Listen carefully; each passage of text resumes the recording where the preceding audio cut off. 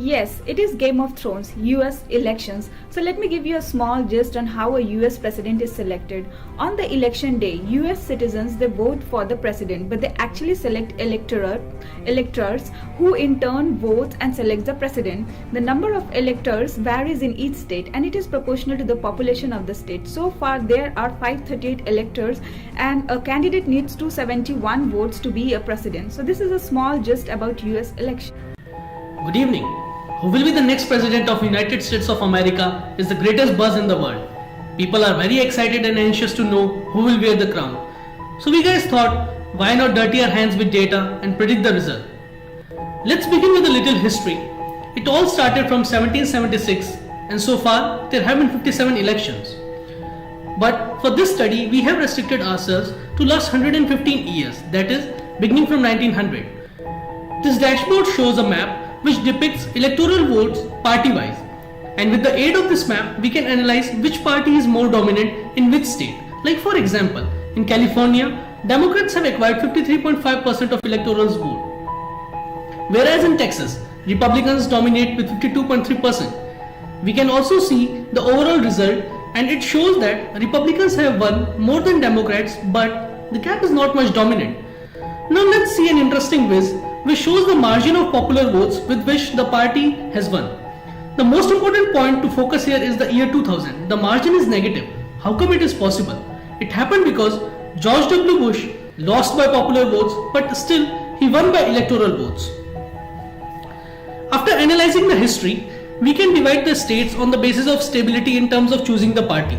The graph shows the trend of each state, and looking at the whiz, we can tag the states as stable or swing. The first 6 states shows a lot of swing and we have ordered them in the descending order of electoral votes. After this, we have narrowed our analysis on the data after 1990. The next important thing which we analyze is the demographics of the voters. Let's see who is voting for whom. The two important insights which can be observed from here is, first, Republicans are dominant in whites, whereas Democrats are chosen by all the other races. The second important insight is females prefer Democrats over Republicans. After discussing the stability and demographics, now we focus on the next most important thing, that is money. Let's see where and how the candidates are spending. In this base, we have data for last 3 elections and we have top 5 candidates in terms of spending. Till date, Obama is at the top with $700 million. In 2008 and 2012, Democrats have spent more than Republicans, but from the data collected till now for 2016, Republicans have spent more than Democrats. If we look at the month-wise spend, the last 2 months just before the elections have the highest spending.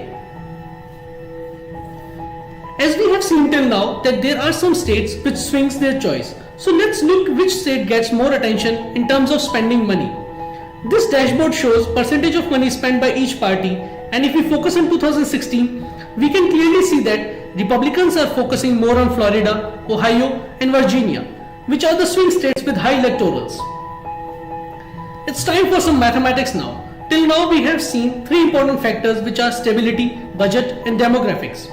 And to predict the electoral results for 2016, we have given 45% to stability and budget and 10% to demographics.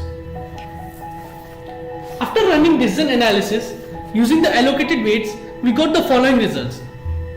Even though Republicans have spent more on swing state, but the overall results still favor Democrats. Now comes the next big question. Who will represent Democrats? So to find out which candidate is most popular, we measured the emotions by running sentiment analysis for the top 5 candidates, but we still chose the candidates from both the parties. After collecting tweets, we found that Donald Trump is very popular on social media, followed by Sanders and Hillary Clinton. But the important thing is to measure the sentiment of the popularity. So, after tagging the polarity of each tweet using the Stanford NLP library, we found that candidates are criticized more on social network, which means we have more negative tweets, but they also receive appreciation. So with respect to positive and neutral sentiments, Hillary Clinton tops the chart. Let's not delay anymore. So without any further ado, let's reveal who wins this Game of Thrones with respect to our analysis. We say this that United States is ready for its first female president, Hillary Clinton. Let's summarize our analysis and see what all did we do. We started with understanding the historical trends, then identified important evaluators, allocated appropriate weight to the attributes, and conducted decision analysis using probabilities and weight. Then we moved to sentiment analysis of the network data and combined the result to reach the conclusion. So now it's your time.